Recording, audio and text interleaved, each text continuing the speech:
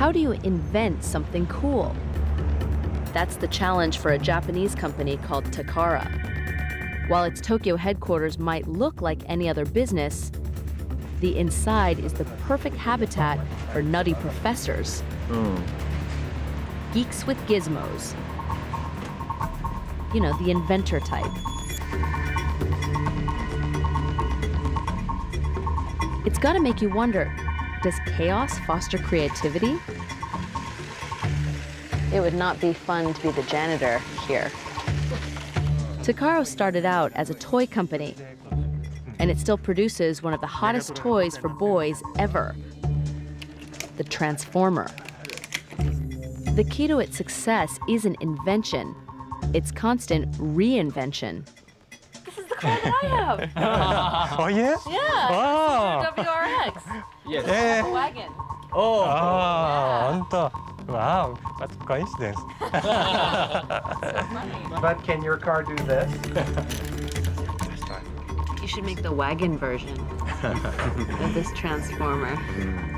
Since the first Transformer 20 years ago, they've created nearly 1,000 different characters, each one a distinct invention. Take that, Barbie. Takara is responding to what seems to be a fundamental aspect of human nature, a constant search for novelty. Yeah, the whole history of technology, really, whether we're talking about the last 50 years or the last 5,000, is about people trying to find something new in the way of technology. It's not that easy to keep cool, precisely because everything can be sold to you and the guy next to you. Takara doesn't just create things for kids. They'll make just about anything they think is a cool idea. There's the solar-powered dancing flower, the remote-controlled cat exerciser, even an electric car.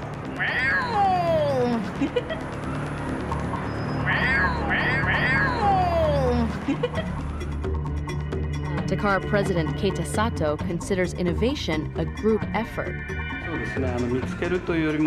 We let people develop within the company by challenging them and allowing them to experience failure as well as success.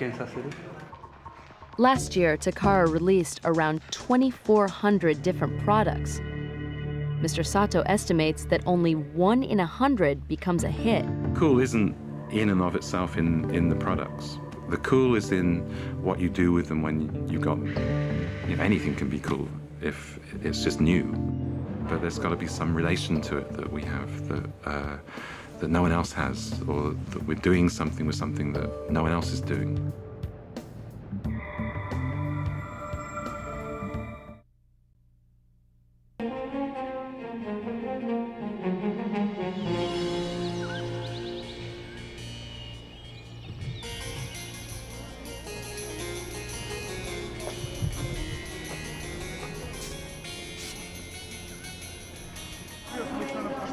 It has the look and the sound of Istanbul. But this Turkish community is in Germany, in a country learning how to prosper with a diversity it didn't want. After the devastation of World War II, Germany needed help to rebuild, and so invited Turkish guest workers. Both Germans and Turks believed the arrangement was temporary. Berlin Parliament member Özcan Mutlu says that since the immigrants remained in Germany, the guest worker status became a fiction.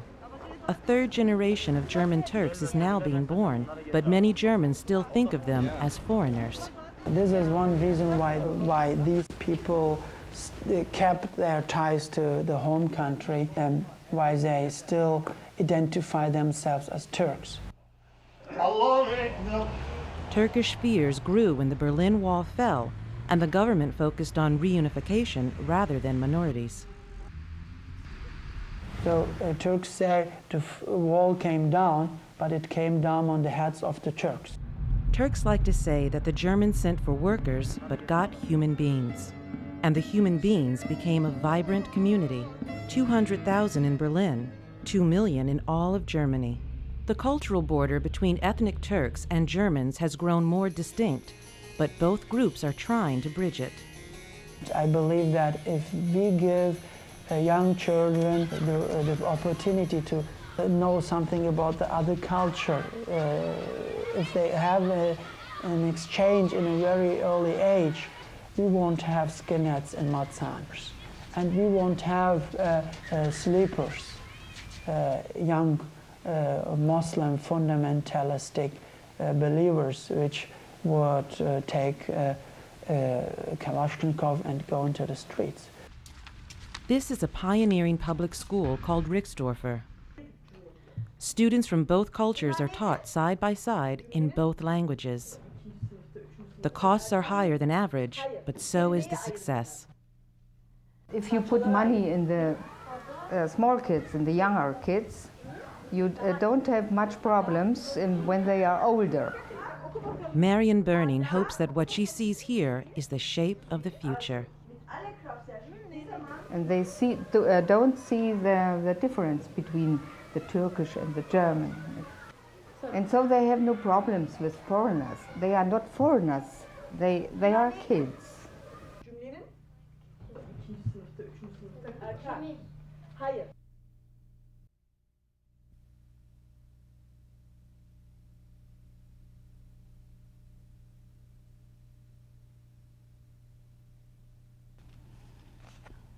These remote birch forests in northern Europe are home to some of the world's oldest cultures. Here in southeastern Estonia, a unique people called Setu have practiced their traditions for thousands of years. But change has come to this remote part of Europe, and centuries of tradition are at risk. The Setu are caught between a rock and an old place. In other parts of Europe, the softening borders are giving people new freedoms. But here, the hardening of an old border has taken away one vital freedom: the Setu's freedom to visit their dead. Andreas Pold is a Setu Orthodox priest. Those graves on the other side of the border are a serious problem in the hearts of the people, because they cannot carry out the most important duty they have to ancestors, to visit their graves and to pray for them. Estonia is a Baltic nation, one of the first republics to break with the former Soviet Union. Its capital, Tallinn, is building a vibrant economy on medieval roots. But the Setu are a long way from Tallinn. 6,000 or so live in the southeastern corner of Estonia, near the Russian border. Their language is related to Finnish and Estonian, but their religion is Russian Orthodox. On the boundary between East and West for centuries, the Setu have learned to be quiet and defiant. For example, when the Soviets outlawed folk songs and costumes, the Setu kept singing their songs and wearing the wild-looking silver ornaments they called brooches. The Soviets dumped the old Russian coins. The Setu made necklaces from them. And when the Soviets clamped down on religion, the Setu built churches. Then the Soviet Union collapsed. Freedom followed, but so did a new problem. In Soviet times, crossing the border between Estonia and Russia was no problem. But now it's an international border, and Estonians need visas. When I haven't visited home for a long time, I start to see dreams of my grandfather. Olga Robkina was born and raised in the Russian city of Pechori. She moved to Estonia a few years ago. Olga's mother still lives in Pechori, and though it's only about 12 miles away by car, sometimes it takes her months to get a visa.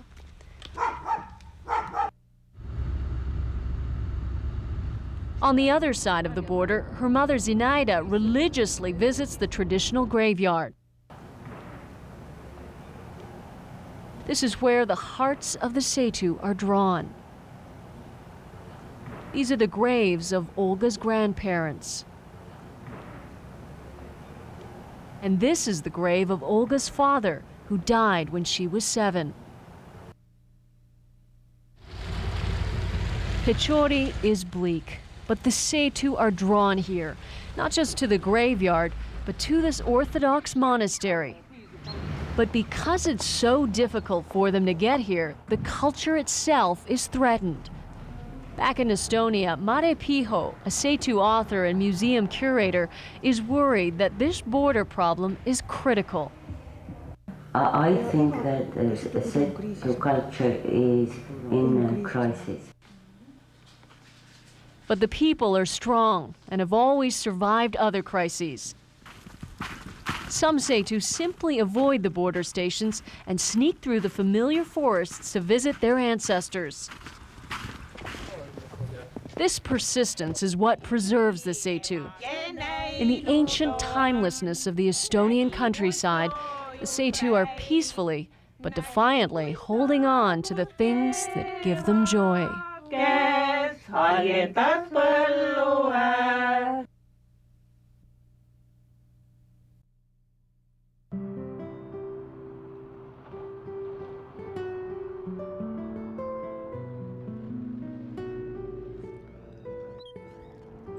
You're on American soil, but the sights and sounds will have you believing you're south of the border.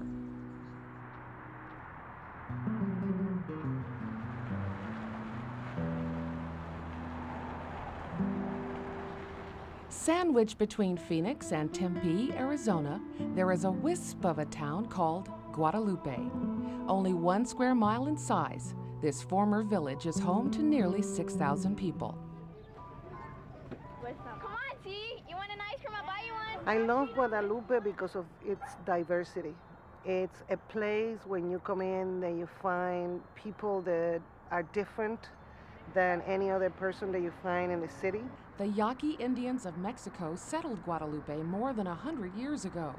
Over time, Mexican immigrants also found their way here. So it was only natural that the town was named for the patron saint of Mexico, Our Lady of Guadalupe. Almost every single home, not all of them, have a statue of Our Lady of Guadalupe, inside or outside the house. Town Mayor Margarita Cota is new at the job, but she's lived in Guadalupe her whole life. I wish we could have a lot. We do need, a bank. We do need I wish we could have a big grocery store, like chain stores. And, we still need, homes. And they will be built on. The town's favorite son is John Molina. He beat the odds, finished high school, earned a medical degree, and came back to care for his community. Now he's in law school, planning to also help patients with their legal healthcare needs. If it wasn't for these people, the families that live here and the culture, this wouldn't be me. Back in the 50s is when I grew up. I remember that all the streets in Guadalupe were still dirt roads. There were no lighting. We had outhouses. There were no indoor plumbing. And livestock from nearby ranches used to take over Main Street. Change comes slowly to Guadalupe, respectful of Yaqui and Hispanic traditions.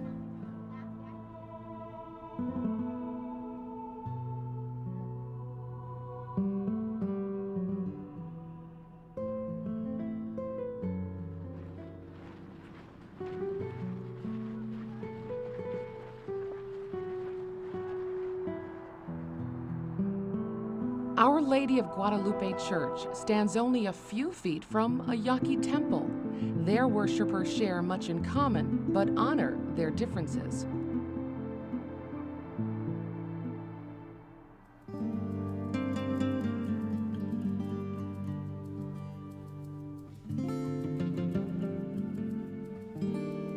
Teenagers cloak themselves in an old tradition. This is Leticia Matus's night. At 15, she's celebrating her quinceañera, a festive way to welcome womanhood.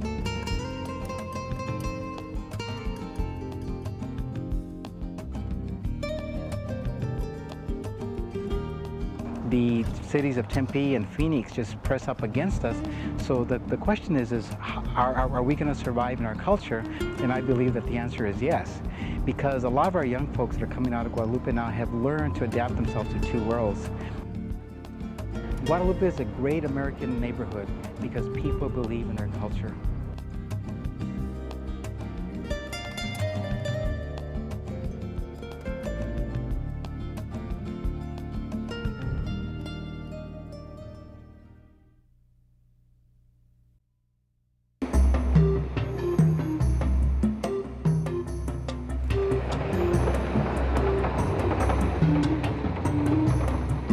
A pregnant Huichol Indian has come to the regional hospital in Jesus Maria.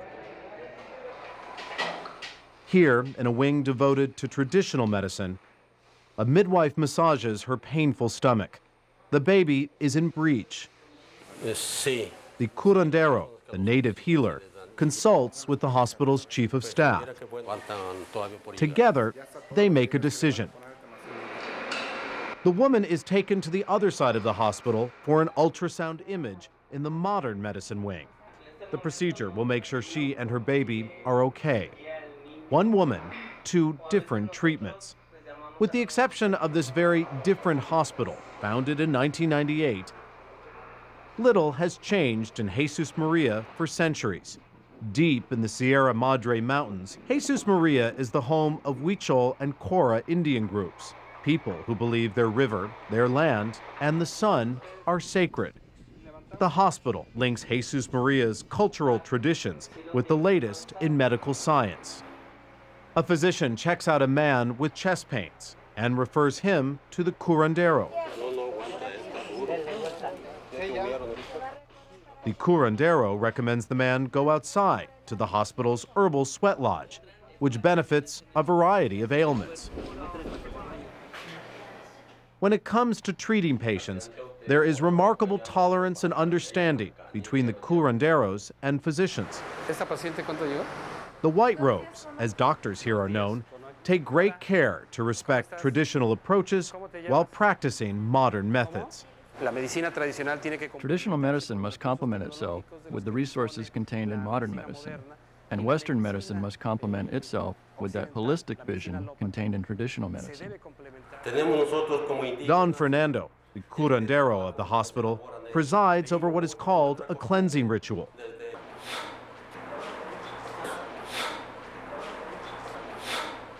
He explains that every room in the hospital's traditional wing has a purpose. All the rooms have their respective names where the patients are treated, whether they come to see the midwife or the masseuse, the chiropractor or the herbalist. We take patients in serious condition to the shrine, so the Lord can give us the power to cure that particular patient. The patient can give an offering, whether it's